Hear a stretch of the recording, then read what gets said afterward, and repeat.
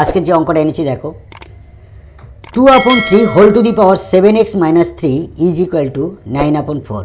এইখান থেকে আমরা কিভাবে x এর মানটা বের করব, দেখো কিভাবে বের করছি। সলভ।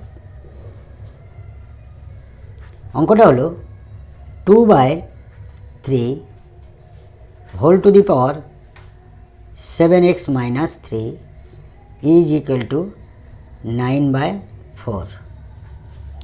অতএব 2/3 whole to the power 7x minus 3 is equal to 9টাকে ভাঙালে 3 স্কোয়ার আর 4টাকে ভাঙালে 2 স্কোয়ার। তাহলে আমরা 2/3 whole to the power 7x minus 3 is equal to 3-এর মাথায় স্কোয়ার আছে, 2-এর মাথায় স্কোয়ার আছে, তাহলে আমরা লিখতে পারি 3/2 হোল স্কোয়ার। দেখো সমানের বাম দিকের বেস হচ্ছে 2/3, ডান দিকের বেস হচ্ছে 3/2।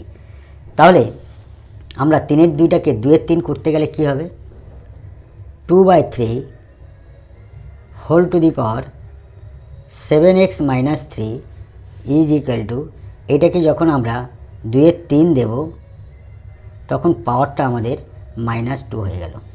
আন্ডারস্ট্যান্ড? অতএব এই বেস আর এই বেস মিল হলো, তাহলে আমরা লিখতে পারি এইটা সমান এইটা, অর্থাৎ 7x minus 3 is equal two -2। অতএব 7x মাইনাস 3টাকে ডান দিকে নিয়ে গেলে +3 হয়ে গেল, এটাকে +3 হয়ে গেল, চলে এলো এপারে।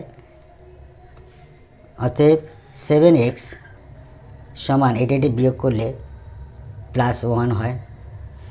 অতএব 7x আমরা এদিকে 7 দ্বারা ভাগ করলাম, এদিকেও 7 দ্বারা ভাগ করলাম, তাহলে 7 কেটে গেল।